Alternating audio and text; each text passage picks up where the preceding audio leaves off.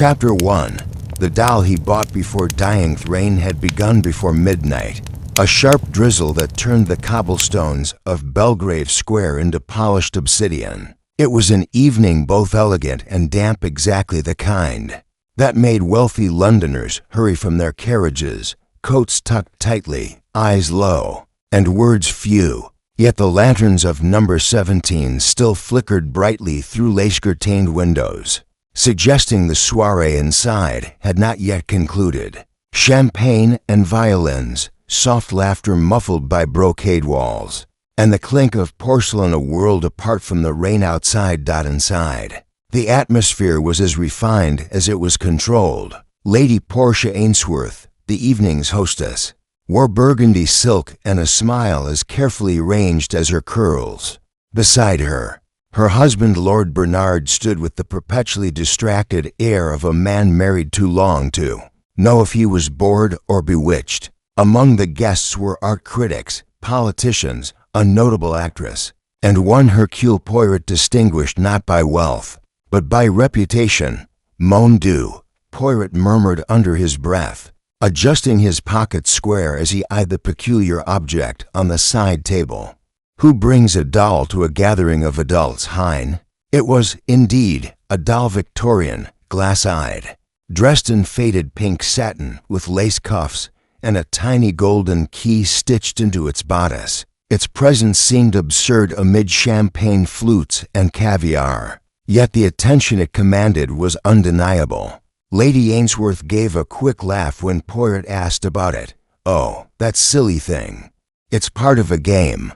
A parlor amusement. Our dear friend Mr. Horace Lytton brought it.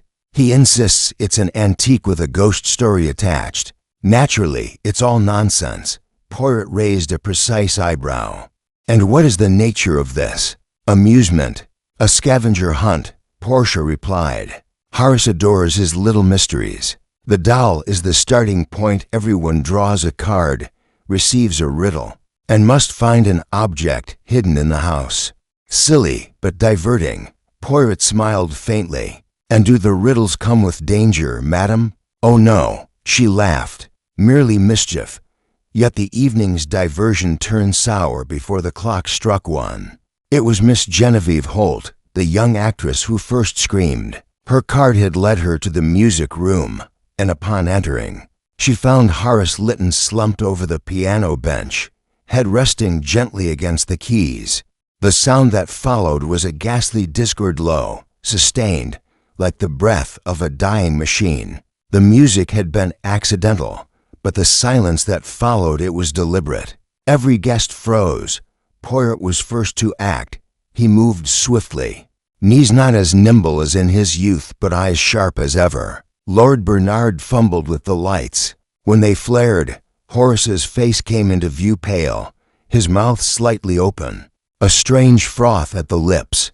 The doll, yes, the very doll, sat on the windowsill behind him, its porcelain face turned slightly askew, as though observing the death it had prophesied. Poirot leaned close. No pulse, no warmth. He sniffed the teacup on the floor beside the piano. "Chamomile," he murmured, "but laced with something more bitter, I think." Genevieve sobbed. Lady Ainsworth gasped. Lord Bernard muttered for the butler to call the police. Poirot straightened slowly. "Messieurs et mesdames," he said, raising a hand. "I regret to inform you that Mr. Lytton has died, and not by natural cause." "But how can you be sure?" cried Lady Portia. Poirot turned. "The signs are evident. The the position of the body, the eyes not closed. And more curious than all of this, why is the doll no longer where it began the evening?" A silence fell over the group, uneasy and thick. Poirot stepped back from the body. "I must ask that no one leaves. You are all guests in this house. And now, sadly, all suspects." It was only then that Miss Holt, still shaking, whispered something Poirot caught. "I saw him just 10 minutes ago. He was smiling. He showed me the doll. He said, 'This is the last thing I'll ever buy.' I thought he was joking." Poirot narrowed his eyes. "What does a man mean," he asked softly, "when he says a thing like that?" And dies moments later? The guests looked at one another with wide, blinking eyes. Poirot turned toward the doll, its tiny key now gleaming under the lamplight like an unspoken confession, and outside, the rain still whispered down the window panes. Chapter 2. The first close morning that followed was a study in strained civility. A gray light filtered through the long windows of Belgrave Square, dimming the gold accents of the drawing room and casting long shadows over silk-upholstered chairs. The guests, now detainees, in truth, if not in law, sat quietly beneath the chandeliers, their coffee cooling in untouched cups. The doll, once a novelty, had been placed inside a glass cloakie on a nearby sideboard. As if its porcelain stillness needed protection from judgment, Poirot, having slept not at all, had spent the earliest hours making notes in a leather-bound journal, notations in neat little squares, like a mathematical equation with pieces still missing. He stood now by the window, watching the sky with an expression unreadable to most, save for those who knew the peculiar machinery of his mind.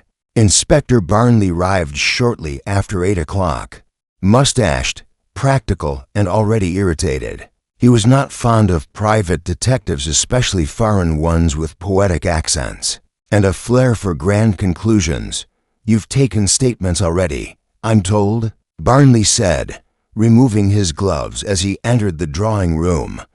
"I have spoken with each of them." "Yes," Poirot replied. "It seemed wise. People are most candid before they realize they should be careful." Barnley grunted and gestured to the small writing table. "Very well. Let's begin with the scene of the death." The music room had not been disturbed. Horace Lytton's body had been respectfully covered, but left in position. The air was heavy with the scent of roses and something fainter, bitter, the ghost of poison. Perhaps. The teacup still sat beside the piano bench, now crusted with the rim of dried liquid. Barnley crouched and sniffed it, much as Poirot had done the night before. "Chamomile," he said. "But not just that. You think poison?" "I do not guess, mon ami," Poirot said, approaching the piano bench. "I observe. And there is more here than tea." He gestured delicately at the faint outline of fingerprints on the handle of the cup. Oily and distinct. Poirot tapped a handkerchief from his pocket, folded it precisely, and held it over the edge of the piano bench. "Notice the small splinter of paper caught between the floorboards," he said.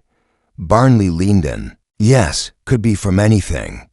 "Perhaps," said Poirot, "but I believe it is from the envelope of one of the clue cards, part of the parlor game Mr. Lytton organized." Barnley frowned. "Meaning what?" "Meaning," Poirot said softly, "someone may have used the game as a perfect excuse to approach him. No one would have questioned a guest walking about the house with intent, least of all to deliver something as innocuous as a cup of tea." Barnley straightened. "That narrows it down to nearly everyone."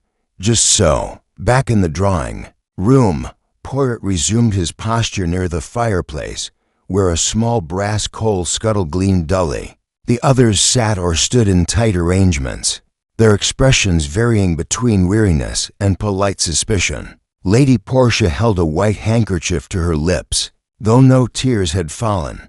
Lord Bernard sat with one leg crossed over the other, chewing his pipe though it was unlit. Genevieve Holt stared out the window, speaking to no one, her posture ramrod straight.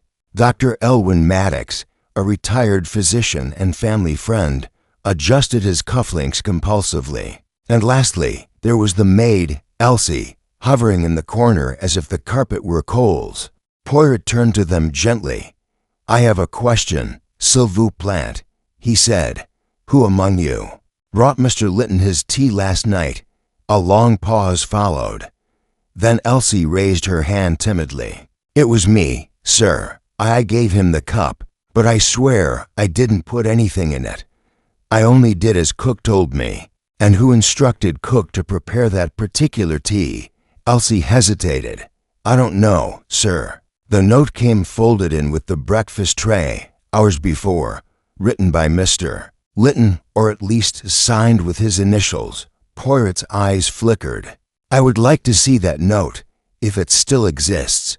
Elsie gave a nervous nod and hurried away. Barnley paced. It could be suicide, you know. Strange sort of fellow. Always talking about fate and symbolism. That odd remark to Miss Holt about the doll, the last thing I'll ever buy, sounds rather theatrical. Just so, said Poirot, and therefore suspicious. The man who plans suicide does not make clever remarks. He chooses silence or note. He seeks escape, not performance. At that moment, Elsie returned with a folded note. Poirot took it gently. The handwriting was jagged and slanted, not unlike Horace's, but lacking his usual grace. Poirot compared it to a sample found in a guest book on the side table. The difference, though subtle, was undeniable. This, he murmured, was not written by the same man. Then someone forged it. Poirot nodded slowly. We, Inspector. And that someone has a reason to kill, perhaps to silence, perhaps to provoke. He looked to the doll once more beneath its glass. Its expression had not changed, of course, but it seemed somehow more malevolent in the light of day. Poirot moved closer and bent to examine it. On the underside of the base, barely visible, was an engraving, for Elise April 1883. Poirot turned to Lady Ainsworth. Do you know the doll's provenance? She looked confused. Horace said he bought it that morning from a shop in Covent Garden. He said it spoke to him. He was always dramatic like that. Did he say from which shop? She shook her head. Poirot smiled gently, but behind his eyes something had stirred. Then I believe, he said quietly, we must find the shop, and we must ask it what it has told. And with that, the little gray cells whirred to life, even as the morning pressed forward under a sky still unwilling to lift its veil. Chapter 3. The gathering of suspects storm had moved on, leaving London washed and glistening in its wake. Outside the Ainsworth home, the wet pavements reflected flickers of traffic and foghorns, bleated faintly over the Thames, but within, the drawing room of number 17, time had slowed to a strange, disquieting crawl. No one had left. No one had been allowed to.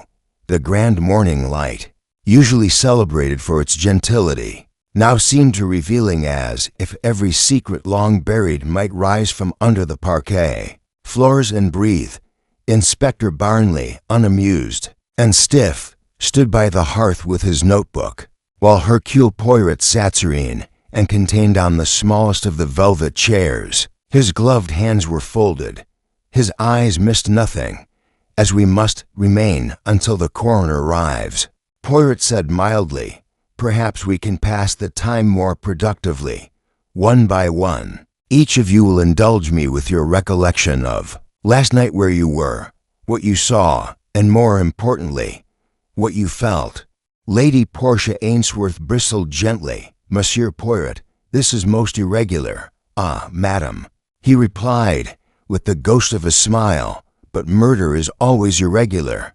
Let us begin. Lady Portia Ainsworth sat upright, composed but brittle. Her burgundy dress from the night before had been exchanged for a muted dove-gray ensemble, as though grief had dictated her wardrobe. Still, her voice remained calm. I was in the South Conservatory. During the game, I had drawn a card that led me to a place of glass and green. I assumed it meant the plant room, and I was correct. I found a rose brooch there planted under a fern. And did you encounter Mr. Lytton afterward? Poirot asked. No, she said, then faltered slightly. At least, I don't think so. Not directly. I may have passed through the hall just after the quarter hour. Poirot leaned forward gently. Madam, forgive the intrusion, but your relationship with Mr. Lytton, how close were you? She blinked, then lowered her gaze. We were old friends, nothing more. Horace adored clever company, and I enjoy being admired. Monsieur, but we were never improper. Lord Bernard exhaled sharply through his nose. Poirot's gaze flicked toward him, then moved on. Lord Bernard. Ainsworth of Portia had been all cool composure. Her husband was the opposite, gruff, ruddy-cheeked, and impatient. He rubbed at his pipe again without lighting it, as if annoyed by his own restraint. "I was in the library," he said. "My clue card said, 'Where wisdom hides behind glass.' Damned obvious. Found some ridiculous toy, a wooden owl carved with a riddle on the bottom." "And did you interact with Mr. Lytton?" "No, last I saw of him. He was prancing about the sitting room with that cursed doll and talking about destiny. I thought he was drunk." Poirot nodded. "And your feelings toward him, milord?" Bernard scoffed. "He was FOP, intelligent. Yes, but always chasing meaning in shadows, always meddling." "Did he meddle in your affairs?" The room held its breath. "Not in any way that matters now," Bernard said flatly. Miss Genevieve Holt, actress, sat with perfect poise, her profile elegant, her fingers wrapped too tightly round a lace handkerchief. Her eyes were ringed with sleeplessness, but her voice remained practiced and soft. "My clue took me to the salon, where vanity looks at itself. I found a small mirror behind the drapery." She shivered. "It was when I returned to the music room that I found him slumped over the piano, and prior to that, I saw him in the hallway. Just before I found him, he was smiling strangely. He held the doll as if it were something precious. He looked at me and said, 'You're lucky, Miss Holt. You'll find something tonight that will never leave you.' Then he turned and walked away." Poirot steepled his fingers. "Curious. A prophecy, non?" She nodded slowly. "He always spoke like that, but this time it felt final." Dr. Elwyn Maddox, the elderly physician, had taken his seat with a sigh, folding his hands neatly over his waistcoat. A gold chain dangled from his pocket, the fob watch still ticking a mechanical heart amid the stillness. "My clue led me to the billiard room," he said. "Something about green baize and pockets. I found a little stuffed rabbit, of all things. Ridiculous game. Horace adored cleverness, but there was always something cruel in it." Poirot tilted his head. "Cruel?" "Yes, he liked to make people uncomfortable. He once told me that the truest way to know someone was to watch them solve a riddle. People reveal more in confusion than in clarity." Poirot's eyes gleamed. "A man of psychological games." "Very much so. And your opinion of his death?" Dr. Maddox hesitated. "Horace had many admirers, but few true friends. He could be provocative. I do not weep for him, but I am disturbed by the manner of it." Poirot nodded solemnly. Elsie, the maid, the young woman, stood, twisting her apron. Her eyes darted, but her voice, though thin, was steady. "I wasn't part of the game, sir. I was helping in the kitchen. But around midnight, Mr. Lytton rang for tea. I saw the note. It was left on the service tray. Just said chamomile, no sugar. Cook prepared it. I carried it up myself.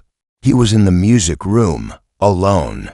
He took it without a word, smiled, but not kindly." "And you saw no one else near him?" "No, sir. I returned straight away." Poirot leaned back. "Merci, mademoiselle." The silence that followed was heavy. Poirot tapped one finger against his cuff. "Consider what we now know," he said, rising. "Each of you was scattered. Each of you had opportunity. The doll, the clue cards, the tea, all crafted by Mr. Lytton, yet turned somehow against him. A game that ended in death." Inspector Barnley scratched his head. "Still no clear motive. Still no weapon." Poirot turned toward the glass cloakie that held the doll. "No weapon," he echoed. "And yet, the wound was mortal." Then, as if sensing the very air was about to shift, he added, "This doll, it is more than decoration. It is the axis around which this mystery turns, and we must follow it backwards." And so, beneath the watchful stare of porcelain eyes, the investigation moved forward into memory, deceit, and the silent motives of the night. Chapter 4. Poirot arrives. Though he had technically arrived the previous evening as a guest, it was not until the morning after the murder, after the false starts, the assumptions, the statements muddled by fear and performance that Hercule Poirot truly entered the case. He stood now in the Ainsworths' morning room, isolated from the rest of the house. Outside, the clouds had parted to reveal a streak of sunlight across the marble floor, where Poirot moved like a man both patient and precise. His small, polished shoes left no trace, and his gloved hands touched only what was necessary: a notepad, a fountain pen, and an almost too silent pause between every observation. This was how Poirot claimed a scene, not with questions, but with listening. Inspector Barnley had taken over the official interviews in the drawing room, much to his own satisfaction. He believed the case was most likely a poisoning administered via tea, and that one of the guests, perhaps even the maid, Elsie, had carried out the act in secret at the bidding of some jealous rival. Simple, tragic, and soon to be filed. But Poirot knew better. No, there was nothing simple here, and nothing about Horace Lytton's death felt born of impulse or haste. The man had died mid-game, with a riddle on his lips and a porcelain doll placed deliberately near his head. That spoke of performance, of ritual. That spoke of design. Poirot bent over the doll once again, now out from beneath its glass cloaky. He held it delicately by its lace-stitched waist and turned it in his hands for Elise. He murmured again, reading the inscription on its base: April 1883. From his coat pocket, he withdrew a small magnifying glass and inspected the doll's stitching, its glass eyes, and finally the golden key sewn into its chest. Odd, not ornamental. He pressed a finger against the underside of the doll's bodice and found a subtle seam, almost invisible without touch, a concealed compartment. Poirot took a slender tool from his pocket, and with a careful twist, the tiny panel opened with a muted click. Inside lay a folded scrap of paper. Poirot raised his brows and delicately removed it. The paper was yellowed but not old, torn hastily from a larger sheet. The handwriting was narrow, rushed, but familiar. Horace's, without question. He unfolded it. The message read, "Find the girl with the broken tongue. She knows what the rest forget." Poirot read it 3 times, then folded it once more and placed it into a small envelope in his notebook. It was not time yet to share, not with Barnley, and certainly not with the guests outside the room. The household stirred with the muffled clink of teacups and forced pleasantries. Poirot stepped into the hall and was met by Lady Portia herself, her hands neatly gloved, her expression gracious but taut. "You've taken quite an interest in that doll," she said, her tone light, but her eyes narrowed. "It has earned such interest." "Madam," Poirot replied, bowing slightly. "A strange relic to bring to a party, and yet it seems to hold more than one voice." Portia smiled thinly. Horace adored symbolism. He once said that objects retain emotion, like water retains heat. He'd find your interest charming. Charming, perhaps, Poirot said, but also dangerous. "You see, I believe someone else knew that Horace Lytton would bring this doll, and that someone used it to stage a crime with the flair of poetry." Portia blinked. "Staged, are you suggesting?" "I suggest nothing yet," Poirot said gently. "I merely listen. To objects, to timing, to contradictions." He took a slow step closer.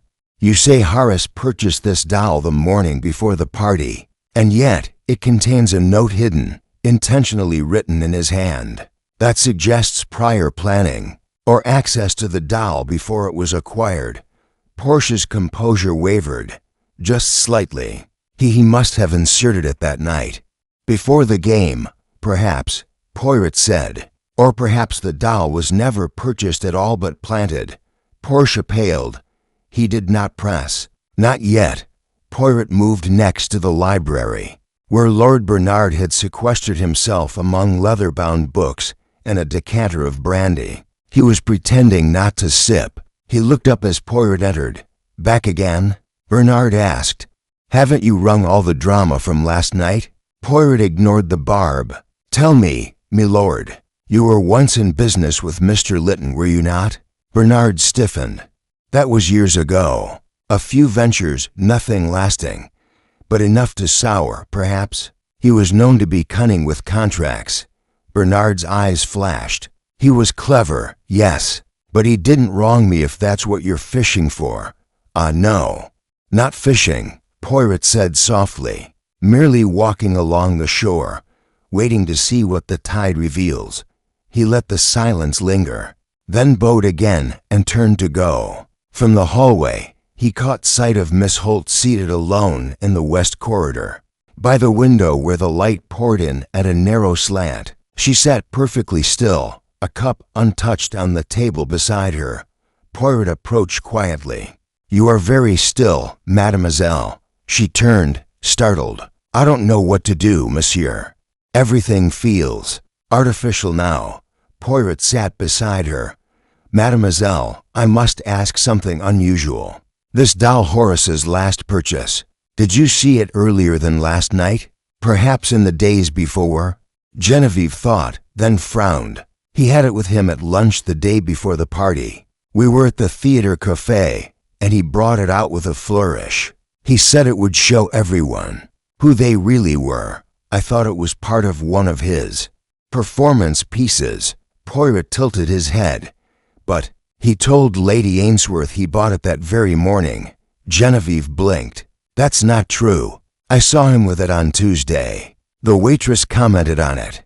He made a joke that it was his new wife. Merci, mademoiselle, Poirot said, rising. It was a small detail, one of those inconsistencies Poirot so adored. The kind of contradiction that suggested a lie dressed in truth. And where there is one lie, there are usually others.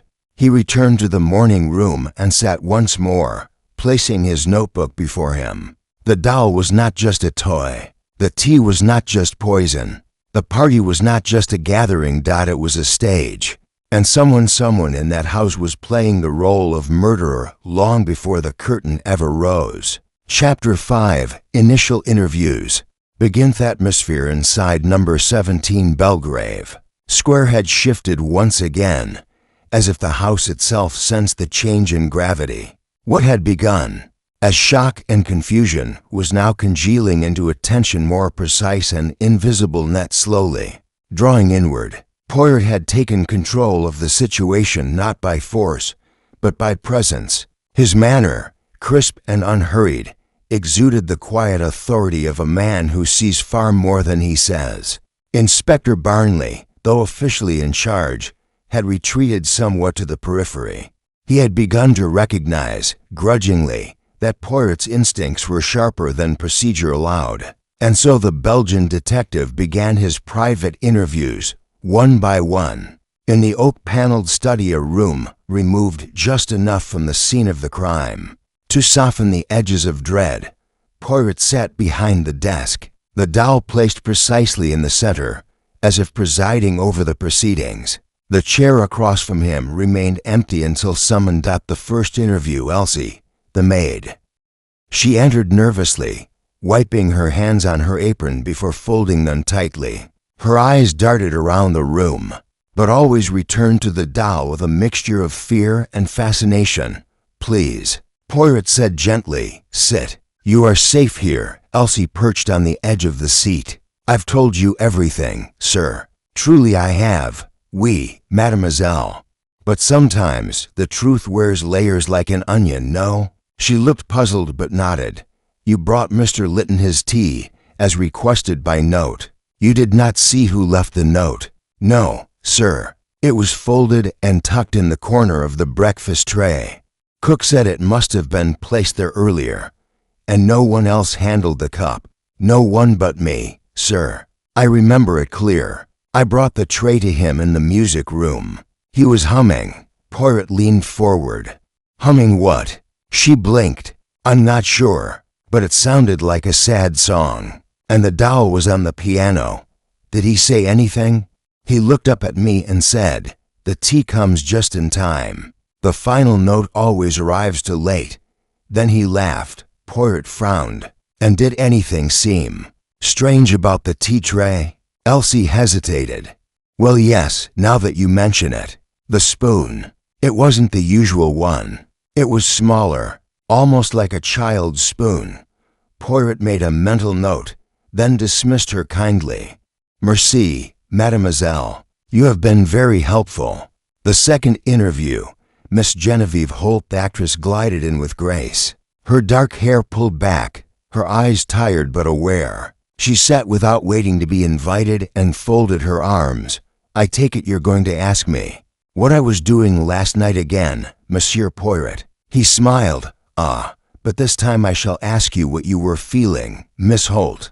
The difference is subtle, but important. She paused, considering. I was anxious. I didn't like the game.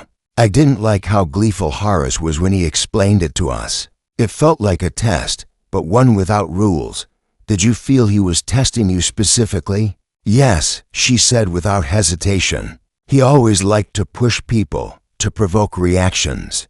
Especially in me, I suppose, because I used to be close to him. Ah, said Poirot, noting her tone, romantically. She hesitated. Briefly. Years ago. He fancied himself a tragic poet back then. But when I got my first major role, he changed. Accused me of leaving him behind. Poirot nodded. And now? I thought we'd made peace. But last night, he looked at me like I was still on trial. Poirot lowered his voice. Miss Holt, I must ask, did you ever see that doll before the party? Her eyes shifted. Yes, once, 2 days earlier. He brought it to my dressing room unannounced. Said it wanted to see what you've become. I told him to take it away. Poirot pressed. Why didn't you tell me that before? Because it made me feel hunted. Like he was watching me through it. The third interview. Lord Bernard Ainsworth entered with a stiff jaw and a half-lit cigar, which Poirot immediately requested be extinguished. I suppose I'm the next sacrifice to the altar of psychology? Bernard muttered as he sat. Double quotes. No, milord, Poirot said, merely a seeker of clarity. You knew Horace Lytton for years? Since university. He was always peculiar. Smart, yes, but twisted. He liked to see how far he could pull people, and yet you invited him into your home? Bernard snorted. It was Portia's idea. She always had a weakness for dramatic fools. Said it would make the party more interesting. Were you aware of any recent quarrels between Mr. Lytton and your wife? He stiffened. They had a row at the art gallery 2 weeks ago. Something about a sculpture he donated being mislabeled. He accused her of deliberately misrepresenting his work. Did he threaten her? He said something like, one day they'll see you for what you are. She brushed it off. Poirot folded his hands. And did you ever feel he posed a danger? Bernard leaned forward. Poirot, the man played games for a living, and someone decided to end the game. I didn't do it, but I can't say I'm surprised it happened. The fourth interview. Dr. Elwyn Maddox's physician was the only one who entered calmly, a quiet steadiness in his steps. He took the seat, adjusting the cuffs of his white shirt. You're methodical, doctor, Poirot began. That is good. Tell me, what was your impression of the body when you saw it? No signs of external trauma, no blood. His posture indicated paralysis, perhaps from a fast-acting alkaloid. His lips were discolored, but not enough to indicate cyanide. Most likely something subtler. Possibly atropine or aconitine.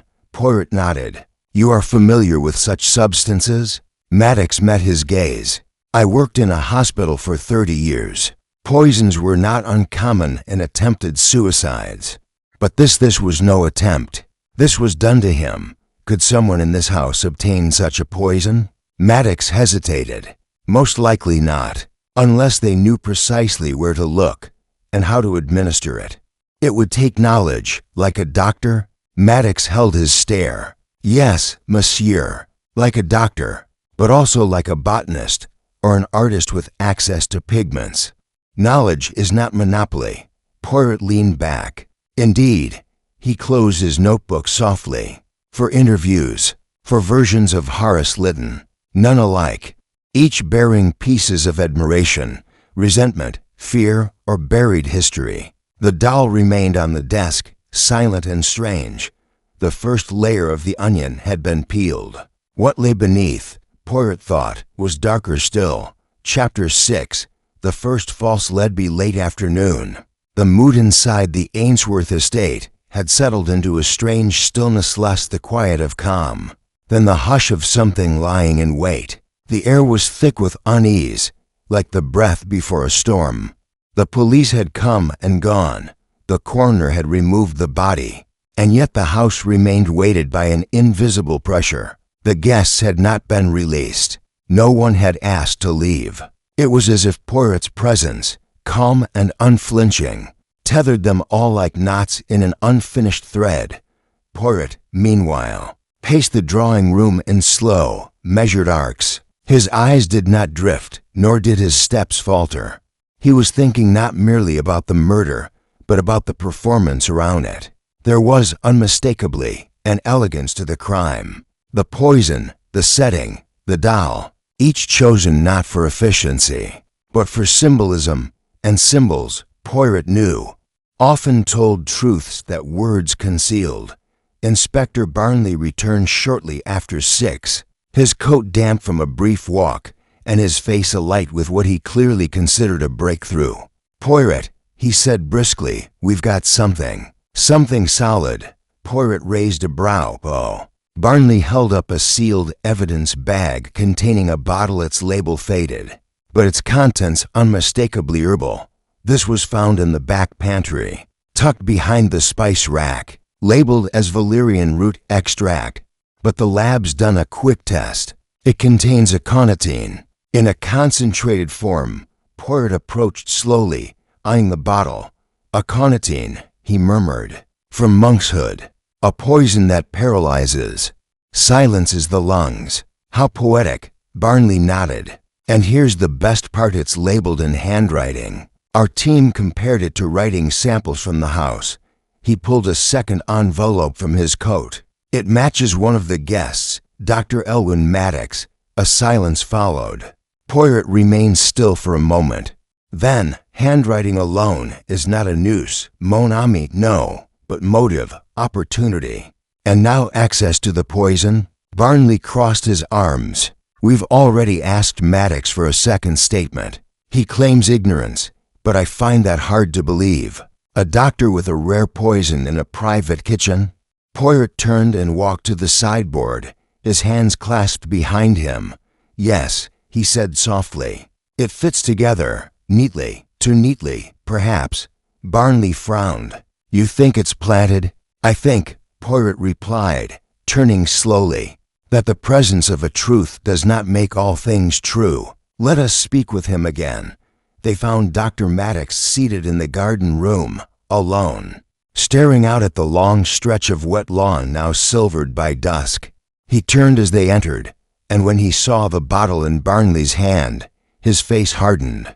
"I suppose that's meant to incriminate me," he said coolly. "It was found in the house," Barnley said. "In a kitchen you've had access to." "I'm a guest here," Maddox replied. "I've never set foot in the pantry, and I don't label my medicines with fountain pens and tea-stained paper." Poirot stepped forward, tilting his head. "You recognize the handwriting?" Maddox nodded. "Yes, it's mine, but the label is old, at least a year or more. I donated some herbs and extracts to Lady Ainsworth's charity auction last spring. I often bottle my own tinctures. Valerian, chamomile, even foxglove used correctly. They're therapeutic, and misused, lethal," Maddox admitted. "But I haven't had aconitine in my possession in over a year. If that's one of my old bottles, someone swapped the contents." Poirot's eyes narrowed. "You suspect who?" "I suspect the one person who always thought poison made for good theater, Horace himself." Barnley bristled. "You think he poisoned his own drink?" "I think he might have staged it. He loved staging things. He once faked a fire alarm just to watch people evacuate." Poirot did not smile. "Would he go so far as to risk death?" "I wouldn't have thought so," Maddox said. "But he was obsessed lately with endings. He talked constantly of closing acts, of final judgments. He even told me the doll was his oracle. Poirot raised a brow. Oracle. He said it only answered if you asked the right question, and that it could see what was buried. I thought he was being theatrical. Poirot turned away slowly and walked toward the garden window. Something nagged at him, an inconsistency so faint it barely registered. The bottle, the label, the suggestion of Maddox as culprit, it was all framed perfectly. But Poirot knew how a real murderer operated. Not with neatness, with fear, with improvisation. And fear was always messy. He turned back. "Monsieur Maddox," he said quietly, "one final question. On the evening of the party, did you touch the piano in the music room?" Maddox blinked. "The piano? No. Why would I?" Poirot gave a thin smile. "Then I am most intrigued, Doctor, for someone did, and left behind a smear of oil and something else. Something gritty, like residue from powdered root." Maddox was silent. Barnley stepped forward, ready to press. But Poirot raised a hand. "No, no. Let it rest. The threads are not yet aligned." As they exited the room, Barnley muttered, "He's hiding something." "None," Poirot replied. "He is revealing something. Only we are not listening correctly." They returned to the study. Poirot picked up the doll again. Its weight was peculiar, heavier than it should be. He turned it once more, and something inside shifted.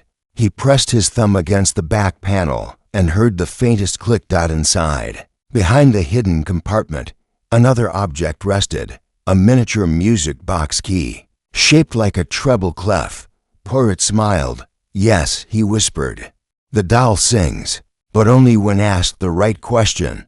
And so, while the false lead had nearly caught its fish, Poirot had seen the bait for what it was, a hook to visible, a trap to tidy. No, the killer had not slipped yet, but they would. They always did, especially when they believed themselves cleverer than the curtain's final cue. Chapter 7. The psychological game night had returned with velvet quiet. The heavy curtains at number 17 Belgrave Square were drawn. Lamps glowed gently in amber pools, and the sounds of the city beyond the windows seemed distant, insignificant echoes to the drama unfolding inside. The guests had retreated to private corners of the house, yet none had managed sleep. They wandered the corridors in slippered steps, whispering in stairwells, watching each other as though each bore a secret too delicate to touch. In the drawing room, Hercule Poirot sat with his hands tented, the porcelain doll beside him like a mute conspirator. Inspector Barnley had retired upstairs, weary from chasing the thread of Dr. Maddox's apparent guilt. But Poirot knew the thread was tangled intentionally. The poison bottle, the handwriting, it was a lure. And the true killer, he was certain, was still watching, still adjusting the scene from the shadows. Now came the part Poirot understood best, the moment when emotion, not logic, would offer the next clue. For people lied, but feelings, feelings always leaked through. And so, one by one, he summoned the suspects again, not for formal interviews, but for conversation. This time, he asked no questions about cups of tea or footprints. No, Poirot was laying traps not of evidence, but of self-perception. Miss Genevieve Holt arrived first, cloaked in her robe, eyes dark-rimmed from lack of sleep. Poirot gestured to the seat beside him. "I have been thinking, mademoiselle," he said kindly, "about your performances, about how you inhabit roles." Genevieve blinked. "This is hardly the moment for theater discussion, monsieur." "Oh, but you are wrong," Poirot said gently. "It is precisely the moment.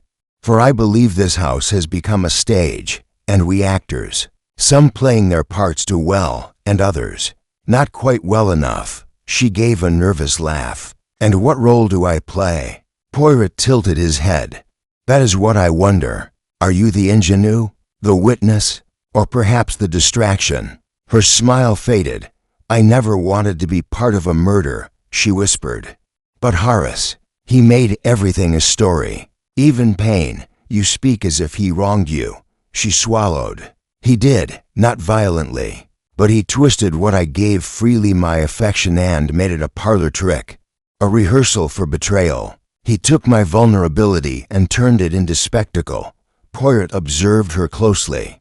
And yet you stayed friends? She nodded slowly. Because I thought if I stayed in his orbit, he wouldn't use me again. I was wrong. Poirot stood and walked to the sideboard, pouring her a glass of water. Do you know who he feared most? He asked. She shook her head. Himself, Poirot replied. But I believe someone in this house feared him more. He offered her the glass. Her hand trembled as she accepted it. Next came Lord Bernard Ainsworth, looking disheveled, his collar unbuttoned, a whiskey glass half empty in his grip. You seem tired. My lord, Poirot said softly. Bernard sank into the armchair, exhaling loudly. I'm tired of performance. Ah, Poirot said. You echo Mademoiselle Holt's sentiment. She believes this house is a stage. Then Horace was the playwright, Bernard muttered. Always pushing people, always needling. But he pushed too far this time. Poirot lowered himself into the seat across from him. Tell me something. The doll unnerved you, non? Bernard's jaw twitched. It was grotesque, childish. He paraded it like a prophet. Said it would reveal all truths. Damn theatrics. Poirot leaned in, gently. He said something else. This is the last thing I'll ever buy. Bernard looked away. You heard him say it, didn't you? Poirot pressed. And it frightened you. I thought it was one of his games, Bernard muttered. But there was something final in the way he said it. Poirot stood and adjusted the lamp beside them. Guilt, he said softly. Wears many coats. Some fit too well. Bernard said nothing. Lady Portia arrived last. Regal even in grief, her hair pinned in perfect coils, her movements measured. I do hope, Monsieur Poirot, she said coolly, that you are not preparing a grand reveal with all of us gathered. That sort of thing is, how shall I put it, rather gauche. Poirot chuckled. Non, madam, not gauche, merely clarifying, but no grand reveal tonight. She folded her arms. Then why summon me? I have been thinking about truth, he said, about how it hides. Portia's brow lifted. And you think I am hiding something? Poirot rose and walked slowly to the mantel, where a framed photograph of the Ainsworths sat. You were fond of Horace, he said, more than you admit. Her silence was answer enough. You argued at the gallery. He accused you of stealing credit for his work. What was it really? A sculpture? Or an idea? Portia's lips pressed together. He believed his contribution was undervalued. But truthfully, I found his recent work erratic enough. Poirot murmured. That you feared he might destroy your reputation? She took a slow breath. He hinted he would reveal something, she said quietly. Something personal. From the past. But I didn't kill him, monsieur. Poirot nodded. No. But you wished him silent. She looked away. Does that make me guilty? It makes you. Human. Later that night, Poirot sat alone in the drawing room. The interviews had yielded no confessions, no physical evidence, and yet he had begun to see the shape of the truth, not through facts, through fractures. They had all cracked, just slightly. And one of them was cracking deeper. He returned his gaze to the doll. He inserted the treble clef key, turned it once. A soft melody began, not just any tune. It was Beethoven's For Elise, played in the strange, lilting notes of a hidden mechanism, and there, beneath the final bars, came a whisper, not of sound, but of intention. The game was not yet over, but someone had just heard the music playing, and their nerves would not hold much longer. Chapter 8. A secondary mystery. Next morning broke cold and brittle, as if the air itself had taken on the tension that hung over number 17 Belgrave Square. Despite the delicate fragrance of Earl Grey and the quiet clink of silverware at the breakfast table, the atmosphere was anything but domestic. There was no laughter, no idle chatter, just the subdued scraping of toast and the lingering suspicion that someone seated at the same table had murdered Horace Lytton and might do so again. Poirot, ever precise, appeared fashionably late, dressed immaculately in charcoal gray, with a faint lilac pocket square and eyes that gleamed with private calculations. He greeted the guests with courtesy but offered no comfort. "Bon matin, Mzamas," he said with a slight nod, "though I confess the mood is not what one hopes for at a breakfast table." Lady Portia attempted a weak smile, but it faltered quickly. Miss Holt merely stared into her tea. Lord Bernard muttered something unintelligible, and Dr. Maddox, curiously, was absent. Poirot took his seat, folded his napkin with care, and began spreading marmalade over a slice of toast. But before he could take his first bite, Elsie rushed in, breathless, her apron askew and hands trembling. "There's been a break-in," she gasped. In the study, every head lifted. Poirot rose immediately, the toast abandoned. "Show me," he said simply. The study, which had become Poirot's temporary sanctuary, was in disarray. The papers from his notebook had been disturbed, the drawer of the writing desk left open, and the doll always perched carefully on the side table was lying face down on the floor. But it was not just disarray that alarmed Poirot. It was what was missing. The note he had found inside the doll, the one that read, "Find the girl with the broken tongue," was gone. Poirot's lips pressed into a tight line. "Who found it first?" he asked. Elsie twisted her hands. "I did, sir. I was dusting and noticed the drawer open. I haven't touched anything else, I swear." Poirot turned to Barnley, who had just entered behind them, summoned by a constable. "I locked this room last night," Poirot said. "Only you and I had keys." Barnley frowned. "The lock hasn't been tampered with, but the window latch, look here. It's been forced open." Poirot inspected it.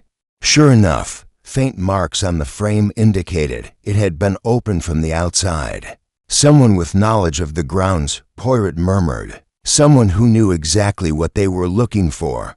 "But why?" Barnley asked. Poirot turned toward the fallen doll. "Because they feared what I might find next." He picked up the porcelain figure and turned it gently in his hands. The music box key was still inside the hidden compartment, but something else had changed. A second slip of paper had been inserted behind the key. Poirot removed it and unfolded it carefully. It read, "If you open one mouth, you silence another." His eyes narrowed. "A warning," he said softly. "Or perhaps a threat." Barnley stepped back. "So what now?" "Now," Poirot replied, "we must discover who had access to this window and what other secrets Horace intended to release." The grounds behind the study were tidy, but a close examination revealed fresh footprints in the damp flower beds. Beneath the study's windowsill, Poirot crouched, examining the heel pattern. Rubber-soled, narrow, not a man's shoe. He straightened slowly. "Miss Holt has taken walks outside, non?" Barnley nodded. "She said she needed air last night. Several of the staff saw her pacing the garden." "Curious," Poirot said. "And yet she made no mention of the window, nor of this visit to the study." Back inside, Poirot requested that the guests reassemble in the drawing room. When they arrived, he made no accusation, only a single statement, softly spoken. "Someone has violated the sanctity of the investigation." Miss Holt's face paled instantly. "What do you mean?" Poirot turned to her with polite sorrow. "You visited the garden last night, oui?" She nodded slowly. "Yes, I couldn't sleep." "And you approached the study?" "I didn't go near the house," she said quickly. "Too quickly." Poirot offered a faint smile. "Then someone else wears your shoes, mademoiselle, and walks with your stride." Portia gasped, barely audible. Bernard's expression soured. Poirot folded his arms. The note hidden within the doll was stolen, and a new one left behind. It suggests not only guilt, but desperation. Someone is attempting to steer us, to shape the narrative. Bernard grunted. "You think Genevieve broke in?" "I think," Poirot said calmly, that the one who stole the note is not afraid of me but terrified of what Horace left behind. He turned to Dr. Maddox, who had entered quietly during the commotion. "Doctor," Poirot said, "did you know Horace was writing something? A memoir, perhaps? A confession?" Maddox blinked. "I heard him mention it, yes. He said it would be his final play." Poirot raised a brow. "Play, that's what he called it. Said it had a climax no one would expect, and that one character would die before the ending." Poirot's expression grew solemn. "So the doll," he murmured, "was not just an ornament. It was a cipher, a lockbox for truth." He turned back to the room. "And now someone has stolen the key." That evening, Poirot sat once more in the study repaired, locked and guarded. The doll, now stripped of all but its silent melody, sat beside him. The music still played when he turned the key, but the truth was no longer humming behind it. Someone had buried it again, but not forever, because the story Horace Lytton began was not yet finished, and Hercule Poirot, master of psychology, observer of the soul, was reading between the lines. Chapter 9, Hidden Connections. Thrain returned just before midnight, falling in slow, deliberate strokes upon the windows of Belgrave Square. The sound was not enough to disturb sleep, but then no one in the house was sleeping. Poirot sat alone in the music room, the very place where Horace Lytton had been found lifeless, his head bowed against the piano keys. The ghost of that discordant note still lingered in Poirot's mind. Not just a sound, but a message, a final gesture from a man who had lived in riddles and died in symbolism. The porcelain doll rested beside the lamp on the music cabinet, once again quiet. The melody stilled. There was a rhythm to all of this, Poirot thought, not merely of time or crime, but of relationships, tensions hidden beneath polished manners. Threads, once tangled, were slowly coming into focus. And they were not just lines between guests and a corpse, but between each other. Horace had known all their secrets, but more importantly, he had known how to use them. By morning, Poirot was ready. He summoned the suspects, not all together, but in pairs. First, Lady Portia and Miss Holt. The two women entered with an air of brittle civility. Genevieve wore black again, too carefully chosen to be incidental. Lady Portia, by contrast, wore muted lilac, her pearls as poised as her voice. Poirot gestured for them to sit. "I have been studying connections," he said gently. "Invisible ones, the kind people do not speak of, but which grow strong when fear is present." He turned toward Genevieve. "Mademoiselle, you knew Horace intimately, but you never mentioned your connection to Lady Ainsworth." Genevieve stiffened. "There is no connection. We've crossed paths, nothing more." Portia's eyes narrowed. "That's not quite true, is it, dear? You were in my salon 3 years ago. I remember it well. You were desperate for a recommendation letter." Poirot's gaze sharpened. "And she refused?" Genevieve said nothing. Her hands tightened in her lap. "She did more than refuse," she said eventually. "She humiliated me in front of 3 critics. Said I lacked stage soul, that I was pretty, but forgettable." Portia looked unmoved. It was the truth. At the time, Poirot's voice remained calm. Yet 3 months later, Miss Holt received the lead in a play funded in part by Lord Ainsworth's estate. Both women turned. "That's not possible," Portia said. "I had nothing to do with that casting." "But Horace did," Genevieve murmured. "He lobbied for me. He said I had the spark, that I reminded him of someone." "Of whom?" Poirot asked. Genevieve blinked. "Of Portia." A long pause followed. Poirot tapped his fingers together. "And so," he said softly, "a circle begins to close. A woman denied by one patron, endorsed by another who once adored the very woman who cast her aside." Portia scoffed. "You think I killed Horace out of jealousy?" Poirot shook his head. "None, madam. I think you feared what he might reveal. Perhaps in his play, perhaps through this doll. And what would he reveal?" She snapped. Poirot's voice dropped to a whisper, that once, in another life, you were not Lady Portia Ainsworth, but Elise. The color drained from Portia's face. You can't prove that. No, Poirot said.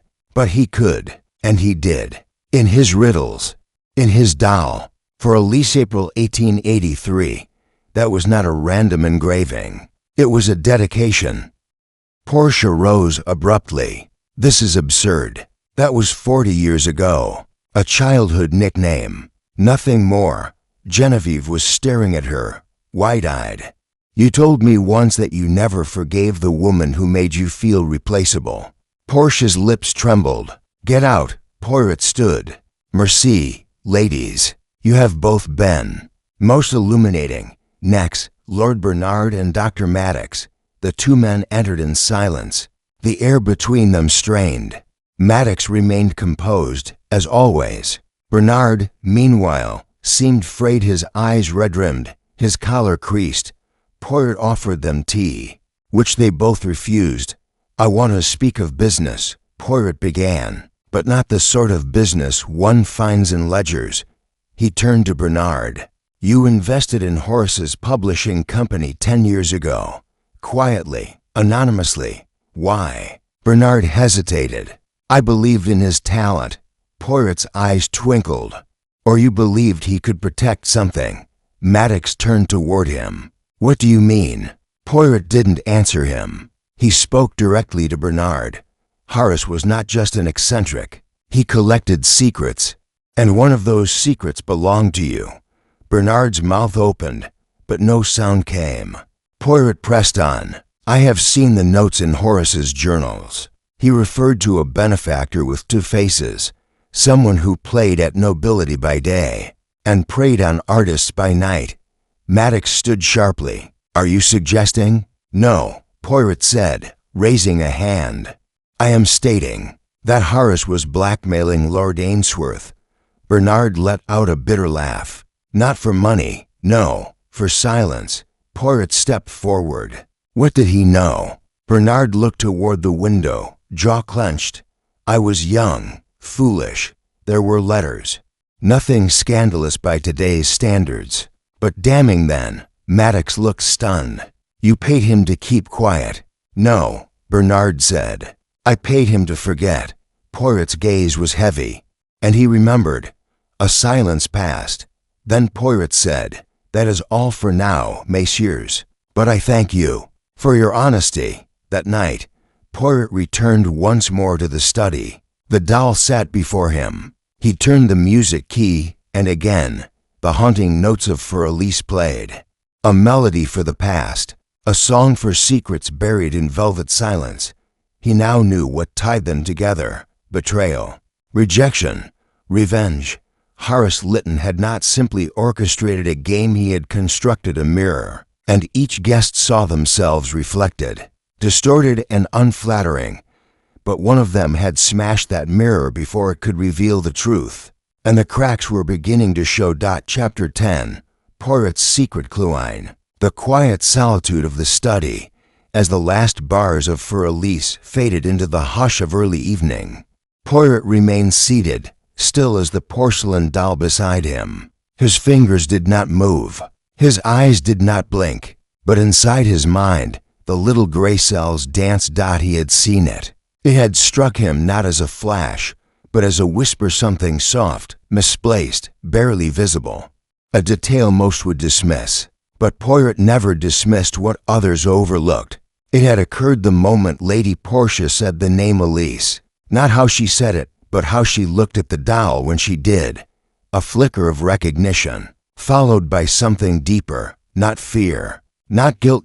Grief. He rose quietly and crossed to the window, rain spattering against the pane.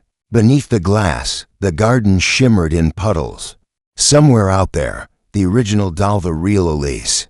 Not this doll Horace had paraded, must have once existed. This one was a replica. He knew that now, and that changed everything. Poirot stepped back to the desk. He opened his journal and turned to the final page, where he had sketched the doll's features in fastidious detail. The stitching around the hem of the dress, the small floral embroidery on its cuffs, the way the head tilted too far to the left, a fault in the mold. It was all too perfect. A copy made from memory. And only one person, aside from Horace, could have described such a doll in such vivid detail, Lady Portia. But the significance was not merely sentimental. No, this was not the doll Horace had purchased the morning of the party, because that doll, according to a shopkeeper Poirot had quietly interviewed via telephone call the previous evening, had never been sold. Horace had entered the shop, asked to examine an antique doll, then left without buying it, which meant the doll, now at the center of the mystery, had been planted long before the party. And yet Horace had paraded it as if it were new. Why? Because someone had given it to him, a gift or a trap. Poirot sat once more and examined the underside of the doll. The inscription, for Elise, April 1883. Not a manufacturer's stamp, a personal engraving, but freshly scratched, not faded with time. That, too, was a lie, a performance, and it confirmed his suspicion. The doll had been placed in the story to control its symbolism, to steer the interpretation, to manipulate not Horace's memory but everyone else's. Poirot placed the doll down gently and stood. He needed to see the upstairs, study again the room where Horace had supposedly written his final script. The room had remained undisturbed since the morning after the murder. The police had dusted it, but no new documents had surfaced. Only a few letters, some typed notes, and a half-burned page in the fireplace. Poirot bent before it now and reached inside the hearth with gloved fingers. Drawing out the charred paper, he studied the smudged ink. The top line was legible. Scene 7, the woman who would not look in the mirror. Poirot exhaled. He now knew the structure. Horace had been writing a thinly veiled play, assigning each of the guests' roles drawn from their true selves, but warped into drama. The page had been burned because someone had seen themselves in it. He searched the room more thoroughly. Inside the bottom drawer of the desk, beneath a false lining, he discovered a small envelope labeled in Horace's distinct script, Finale, Elise's answer. Poirot did not open it yet. Instead, he slipped it into his coat pocket, then turned and surveyed the study one final time. Who had been here since the murder? Someone who knew where Horace hid his secrets. Someone desperate to stop the final act. Poirot returned to the drawing room and found Elsie dusting along the window sills. She curtsied as he entered. Monsieur Poirot, I was just... He raised a hand gently. Tell me. Mademoiselle, he said kindly. Do you remember who helped Mr. Lytton with his writing during his stays here? Elsie looked uncertain. Well, he sometimes had papers delivered, and once or twice I saw Miss Holt bring him envelopes from the post. Poirot nodded. Did you ever see anyone else, perhaps Lady Portia, bring him notes, or visit him late at night? Elsie hesitated. I saw her once, about a week before the party. She left his room looking pale. They didn't speak at breakfast the next morning. Merci, Poirot said, his voice soft. That is all. He stepped into the hall as thunder rumbled distantly. The storm was gathering again. Back in the study, Poirot opened the envelope he had retrieved from Horace's secret drawer. Inside was a single sheet of paper, written in Horace's unmistakable hand. It read, the woman I loved once had a voice like bells and hands like porcelain. But time is cruel to women who pretend not to feel. And dolls, mon ami, do not cry. Ask her what she buried in the box beneath the mirror. H**. Poirot folded the note slowly. The box beneath the mirror. He knew exactly what that meant. There was a cedar keepsake chest in Lady Portia's dressing room, never locked, but never opened in anyone's presence. He had glimpsed it during his initial tour of the house, its surface polished, its contents undisturbed. But inside, he now knew, was the key to understanding who Elise truly was and what drove Horace to risk his life. By placing that doll and its secrets at the heart of this final performance, Poirot returned to his journal and drew a new symbol at the center of the page. Not the doll, not the poison, but a mirror, because mirrors reflect not what we are, but what we most fear to see. And someone in this house had smashed that reflection before the curtain could fall. Chapter 11. Tensions risen. The wind outside grew erratic that afternoon, knocking tree branches against the glass as if impatient for the truth to emerge.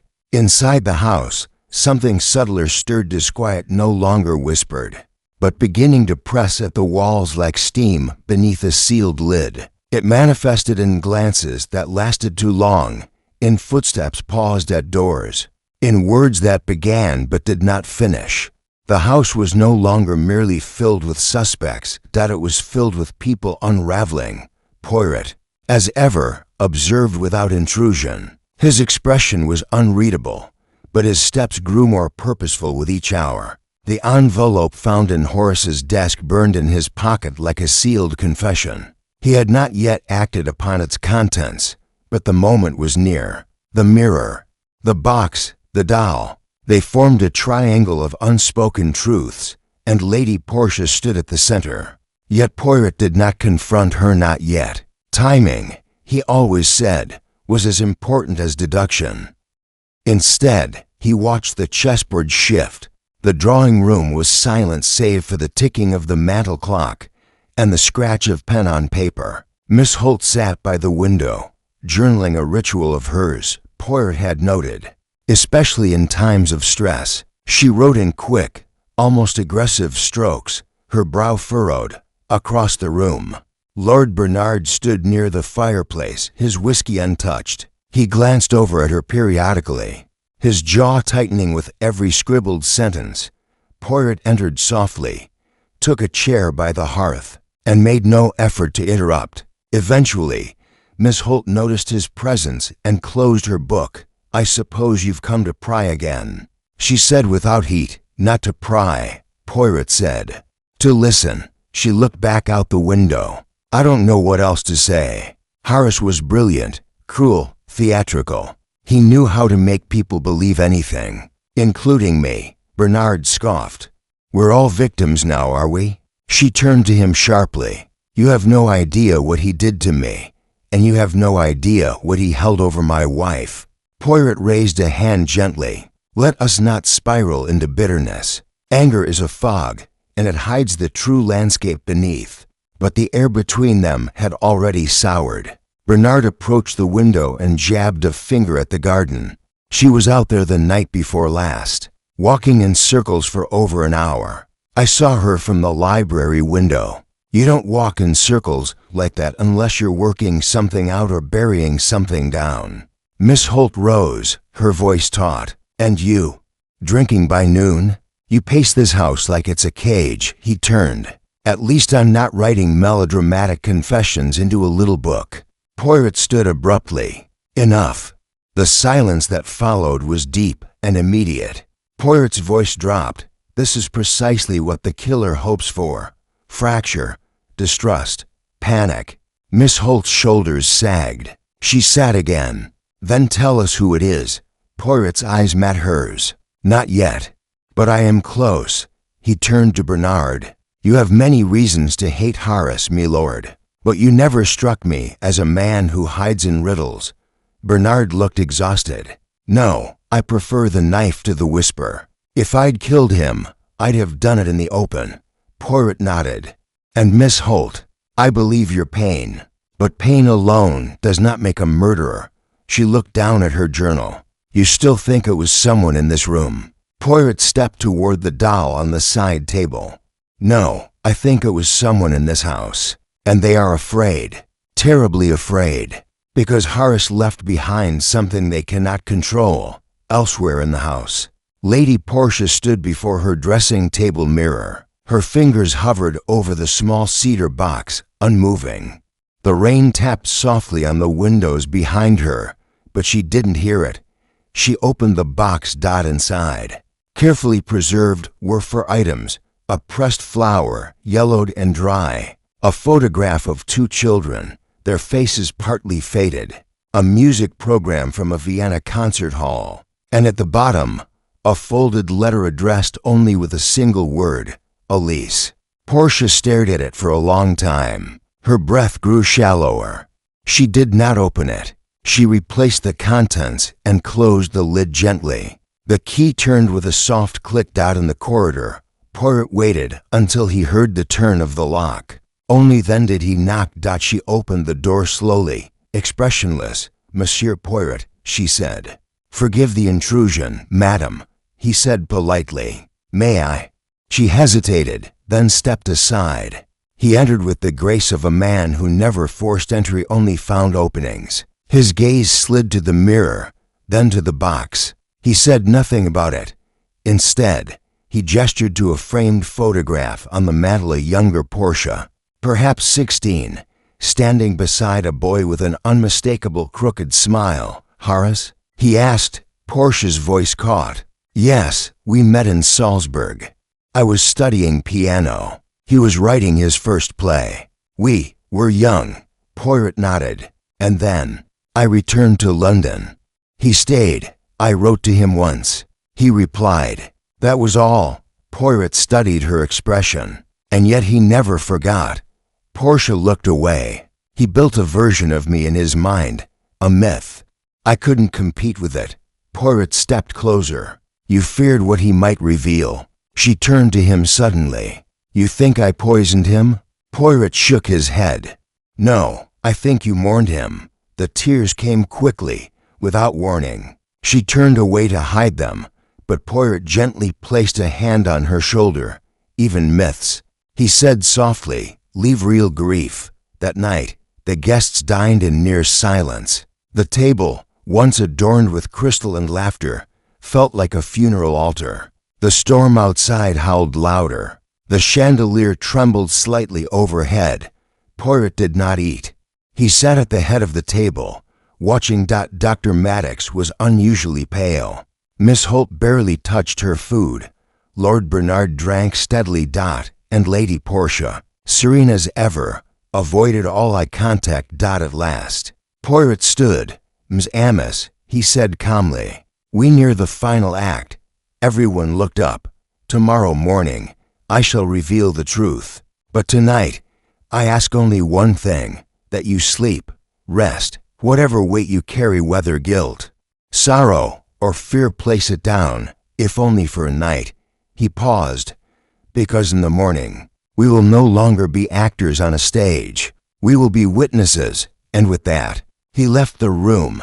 The fire crackled softly behind him, the flames casting tall, flickering shadows across the portraits of those long dead.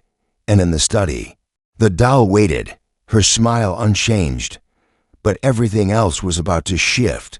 Chapter 12. The confrontation. Dawn arrived shrouded in gray, the fog pressing low across Belgrave Square, as if the city itself were holding its breath. The curtains in the great hall of number 17 remained drawn, the lights inside still dimmed, casting long shadows that slid along the corridors like nervous thoughts. But Hercule Poirot was already awake, meticulously dressed, already fed, already thinking. Today, he would begin to squeeze the truth out, not through accusation, but through pressure. He did not need a confession just yet. He needed a slip, a single crack in the porcelain mask, and he knew exactly where to press. At 8 o'clock sharp, he requested Miss Genevieve Holt join him in the study. She arrived 10 minutes late, her face pale and drawn, her hair pinned tightly as though discipline might hold her together. Her journal was in her hands, though clutched more like a shield than a diary. "Sit, mademoiselle," Poirot said gently. She did. The doll lay on the table between them, as it always did now, like a mute witness. Poirot reached into the drawer and placed before her something new, a copy of the burned page from Horace's manuscript. Scene 7. The woman who would not look in the mirror. Genevieve's lips parted slightly. "Where did you get that?" "Recovered from the fireplace," Poirot said, his voice calm. "Most of it was destroyed, but not before I read the line below the title." He leaned forward, steepling his fingers. "She writes the truth, but lives a lie. Genevieve blinked rapidly. Poirot tilted his head. "Tell me, mademoiselle, what were you writing all these days in that little book of yours?" She hesitated. "It's personal." "Ah, but so is murder," he said softly. And Horace knew that. He did not kill with poison alone, he killed with suggestion, with the fear of exposure. You wrote to survive him, perhaps, to reclaim control. But you are not the only one he wrote about. Genevieve swallowed hard. "Are you accusing me again?" "No, mademoiselle. I am inviting you to be honest." She hesitated, then opened the journal with trembling hands and turned to a marked page. "He said he wanted to make me his final performance, that he would twist everything I told him in confidence and make it grotesque. I wrote it all down in case I ever had to defend myself. But I didn't kill him." Poirot scanned the page briefly. There, in sharp ink, he asked what it felt like to be invisible when I wasn't on stage. "As if I stopped existing unless lit from above." Poirot met her eyes. "He preyed on your vulnerability." "Yes, yet you stayed." She smiled bitterly. "Because he promised me the lead role in his new play. He said it would immortalize me." Poirot leaned closer.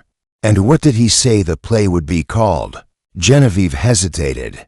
"The doll that would not close her eyes." Poirot sat back. "That was new, merci," he said. "You have been more helpful than you know." Later that morning, Poirot requested a private word with Lord Bernard.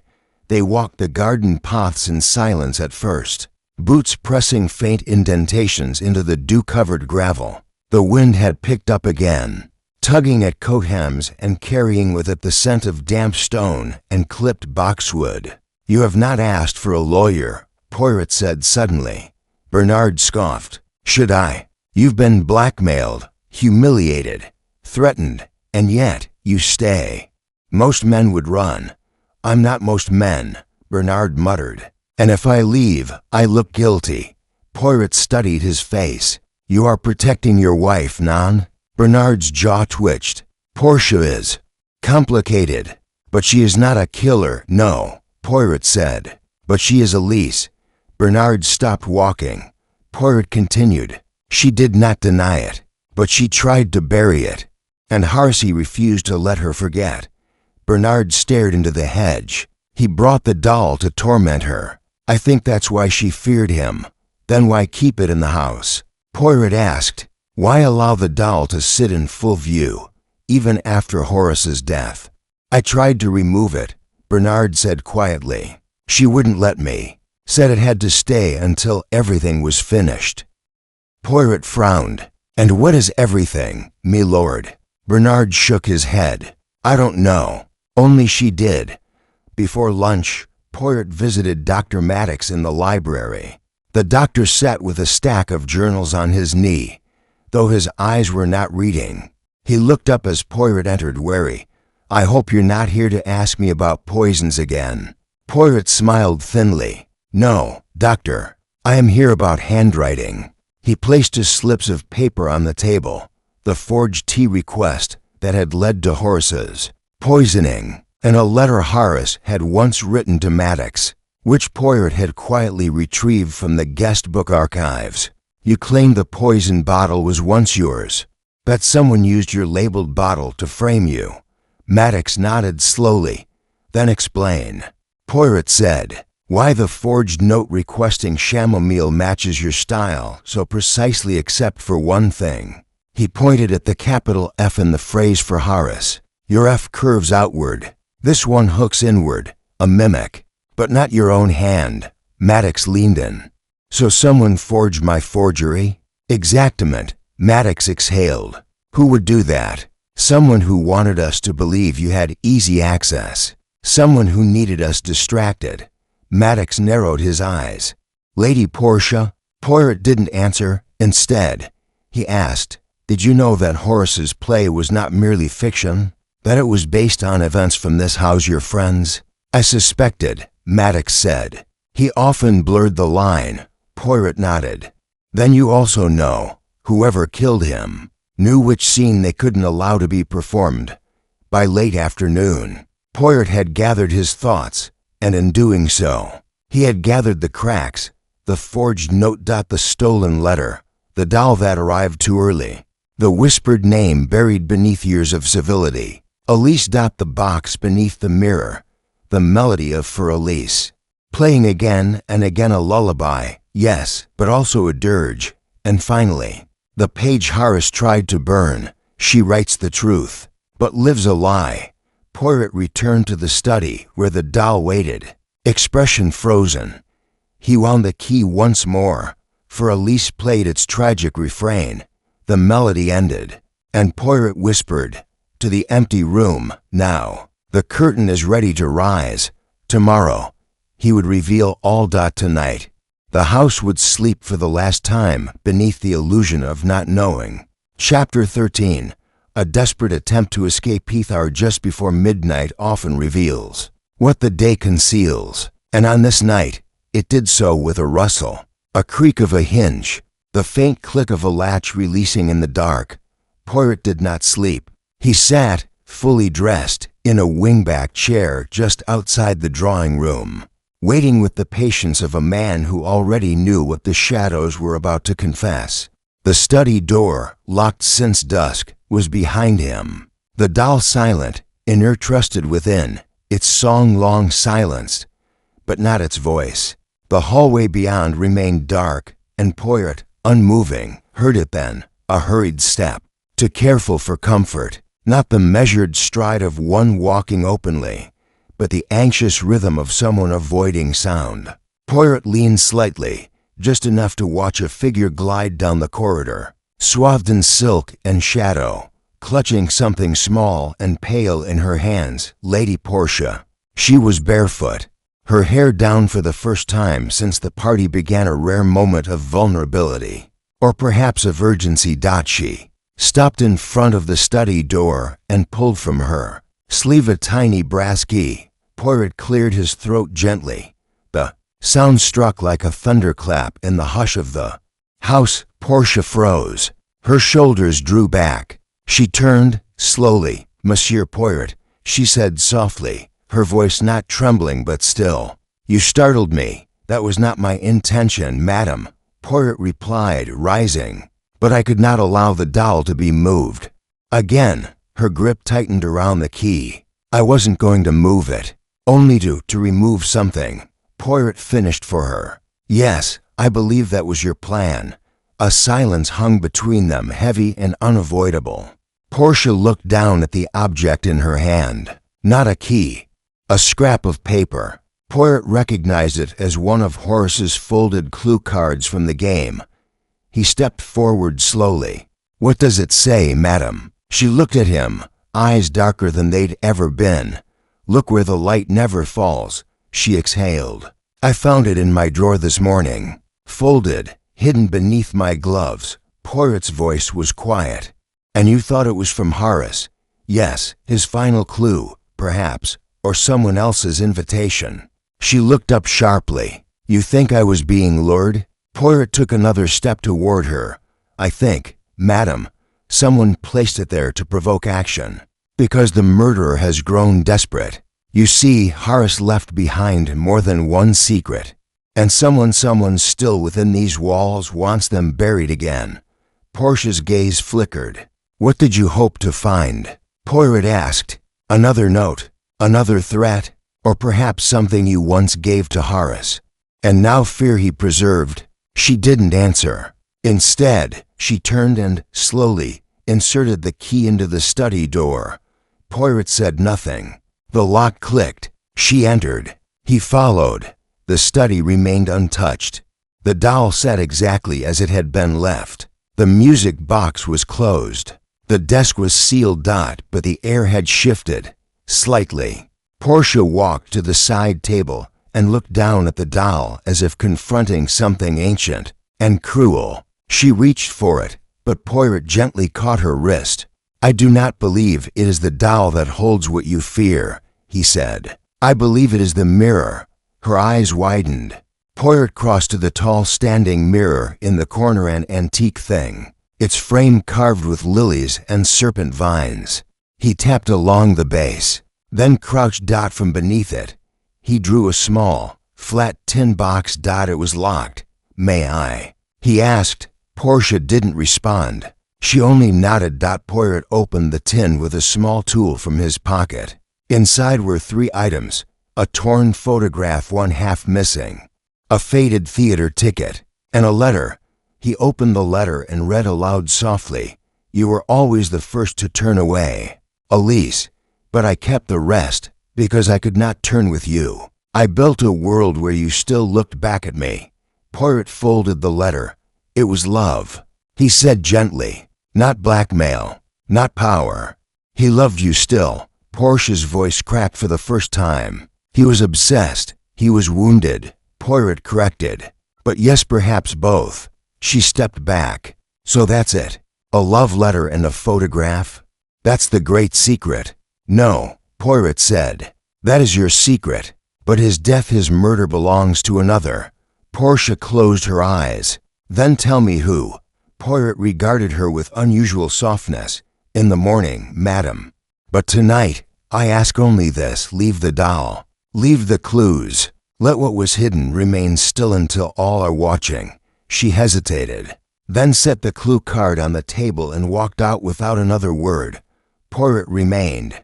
He picked up the card, turned it over. On the back, faint but unmistakable, was a fingerprint smudge in oil. Not Portia's, a man's, wide thumbprint, pressed without care. Poirot smiled grimly. "The murderer," he whispered, "is rushing now, trying to hard." He replaced the card and turned off the light. The doll remained still, but her eyes, glass and mute, seemed to glint in the darkness. Tomorrow, he would gather them all. But tonight, someone had revealed far more than they realized. And Poirot now knew what scene came next. Chapter 14. The final piece falls into Placide. Morning broke not with sunlight, but with silence, the kind that stretches long and low. Before the moment of reckoning, the guests stirred early, each drawn by something unspoken, some inner pressure that had reached its limit in the long hours of the night. Downstairs, the breakfast table had been set, but none touched their food. Instead, they lingered nearby in the drawing room, the library, the hall, waiting. The storm had passed. The air was clear, yet the house remained cloaked in unease. At precisely 9 o'clock, Poirot entered the drawing room with all the calm of a man about to complete a puzzle. He took his time, adjusting his cuffs, smoothing a crease in his lapel, and only then did he look around at the expectant faces gathered. Lady Portia, pale but poised; Lord Bernard, red-eyed and stone-faced; Dr. Maddox, seated with arms crossed tightly over his chest; Genevieve Holt, standing near the fireplace, her journal clutched to her side like a talisman. Poirot's gaze passed over each one in turn. "Ms. Amos," he began quietly, "this house has been a theater for many days now, but today we take our seats for the final act, and I assure you, the curtain will fall with clarity." No one spoke. Poirot turned toward the center of the room, where the porcelain doll had been placed, its glassy stare aimed at nothing and everything at once. He gestured to it. This little figure, this doll, it was meant to be a symbol, a memory, but it was also made to provoke, to confuse, and someone, I believe, misunderstood how dangerous a symbol can be when placed into the hands of the wrong audience. He paced slowly, folding his arms behind his back. "You see, Horace Lytton was many things: manipulative, dramatic, perhaps even cruel, but he was not a fool. He did not choose this doll by accident. He did not hide messages inside it as mere whimsy. No, he was writing a final story, a play, if you will, and all of you were characters within it." Poirot stopped and tapped the side of his head. The clue cards, the hidden notes, the references to mirrors and silence and broken voices. All of it was constructed to force a confrontation. But what Horace did not account for was that someone feared their part in his story would be too accurate, too exposing. He looked toward the fireplace. "Miss Holt, you were the intended lead in this performance. You were to speak Horace's words, And what words those were! Genevieve's fingers tightened around her journal. Poirot turned to Lord Bernard. "And you, me lord, were the one who stood to lose much. Not reputation, but control. Horace knew about your past, your affair, your debt, your shame. But he wasn't blackmailing you, was he?" Bernard's mouth was tight. "No, he had already extracted what he needed, your silence. But he made one miscalculation. He believed you would let the play continue. He believed you would watch it unfold because you feared scandal more than exposure." Poirot paused. "But then he changed the ending." Lady Portia's brow furrowed. "Changed it how?" Poirot walked to the desk and pulled out the letter he had found in the mirror's tin box. He held it up. This letter. It was meant to be read publicly within the play's final scene. It wasn't just a love note. It was a confession of betrayal. Horace intended to end the play with a final monologue in your voice. "Milord," written as if spoken by you. An imaginary confession, but one that mirrored reality too closely. He turned, and you, Lord Bernard, realized that once spoken aloud, even as fiction, it would be believed. You couldn't afford that. Bernard's voice cracked. He was going to destroy us all. Poirot's voice rose only slightly. "So you poisoned him." A stunned silence followed. Bernard stared at Poirot, frozen. Poirot did not blink. "You placed the chamomile tea request. You used Dr. Maddox's handwriting, replicated from an old guestbook entry. Then you switched the contents of the bottle in the pantry with the aconitine perhaps weeks ago. Planning your opportunity."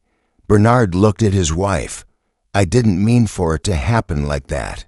I thought he would lose consciousness before he ever took the stage. I thought I could say it was natural. But then Genevieve found him. And everything," Poirot cut in, "everything spiraled." Lady Portia took a step forward. "You did this to protect me?" "No," Poirot said quietly, answering for him. "He did it to protect himself. From the humiliation of being seen. Truly seen." Bernard's hands trembled. Poirot stepped closer. "But you made a mistake. A small one. In your desperation. You left behind a clue far more telling than the bottle, the cup, or even the forged note."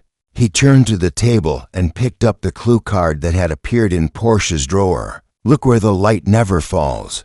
You left this card to make her believe Horace had planted another secret, that he was haunting her from beyond. But what you did not realize, me lord, was that the oil from the lantern you handled earlier had stained your fingers." He held up a second card, marked with a faint, greasy thumbprint. "I compared it to the one on the fireplace poker in the library. The print matches." You held both. Bernard's knees buckled slightly. Dr. Maddox stood abruptly. "That's enough. He needs a solicitor." Poirot nodded. "He will have one. But the truth is clear." He turned to the others. "Horace Lytton died because he tried to end his story too dramatically, too cruelly. Perhaps, but not unjustly. He wanted each of you to see yourselves, to be seen. And one of you," he turned back to Bernard, "could not bear it." The silence that followed was profound. Poirot walked slowly to the doll, still sitting beneath the lamp, and turned the key once more, for Elise played its quiet, mournful tune. And when it ended, Poirot whispered, "Curtain." No one applauded, but the truth, at last, had taken its bow. Chapter 15. The final gathering. Hours after the confrontation passed with the hush of aftershock. No cries, no denials, no outrage, only silence, as if the walls themselves were listening for what would come next.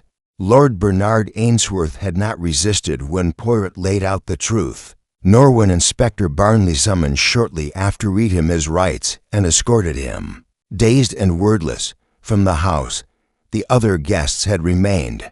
By then, departure felt unthinkable. Something unspoken bound them all together now. A shared role in a final act they hadn't agreed to perform. The death of Horace Lytton had become more than a crime. It had become a revelation of guilt, of silence, of things long buried. It was late afternoon when Poirot asked for them all to gather one last time. He stood by the tall windows of the drawing room, hands clasped neatly before him. Outside, the skies had cleared for the first time in days. Sunlight fell across the carpet like a spotlight, illuminating the center of the room where the porcelain doll had been placed once more. Now it looked smaller somehow, stripped of menace, just a relic of a memory too long held. Lady Portia sat near the fireplace, her posture elegant, her expression unreadable. Dr. Maddox lingered near the liquor cabinet, but did not pour. Miss Holt stood with her arms folded, her journal absent from her hands for the first time in 3 days. Poirot began gently. "Why have I asked you to stay? Because the truth, while now revealed, has not yet been understood. And I believe Monsieur Lytton, yes, even in death, deserves an ending worthy of his intent." He glanced to the doll. This little creature, you see, was never just a symbol of obsession. It was not simply an object of grief, or a weapon, or a cipher. It was a reflection. It showed each of you what you feared to remember. He turned to Portia. "For you, madam, it was the face of a girl who dared to feel before she knew how to defend herself. It was Elise. She did not flinch. He made me carry her all my life." Poirot's tone softened. "Perhaps, but you allowed her to remain buried. And when Horace resurrected her, you responded with silence." Next, he turned to Genevieve. "And for you, mademoiselle, the doll was the role. You never wanted the part of the silent victim. But in your silence, you let yourself be written by others. Horace, Lady Ainsworth, even your own reflection." Genevieve's voice cracked. "I thought I could reclaim myself by performing for him. But he wanted my pain, not my truth." Poirot nodded. "And that is why you could never be the killer, because you still believed the story might be rewritten." He looked finally at Dr. Maddox. "You, monsieur, have held your knowledge like armor. You saw what Horace was doing and understood the danger perhaps even before he did. But you said nothing." Maddox's voice was low. "It wasn't my place, no," Poirot agreed. "But perhaps it should have been. Knowledge unshared is as dangerous as poison in the right hands." He moved to the center of the room and rested his hand on the doll's crown. "Horace Lytton believed the truth was best delivered through art, that a well-crafted metaphor would hurt more deeply and reveal more honestly than any accusation. But he miscalculated." He turned back to them. "Because art, like truth, depends on the eyes of the beholder, and one man's play is another man's undoing." There was a long pause. No one interrupted. The fire crackled gently. Poirot continued, his voice softer now. "Lord Ainsworth did not kill for love. He killed for fear. Fear that once words became fiction, they could never be erased. That once spoken even as art they would be believed." He glanced at Portia. "You did not ask him to do it." She shook her head slowly. "I never knew. But perhaps you suspected." Her voice was a whisper. "I suspected something, but not that." Poirot nodded once. "There are many kinds of guilt, madam, but yours is not of blood. It is of silence." He turned again to Genevieve. "And you must now decide. Do you remain a character in someone else's tragedy, or write your own curtain call?" She didn't respond, but her eyes welled with tears. Poirot turned away, toward the window. The afternoon sun had tilted westward, casting long shadows across the Persian rug.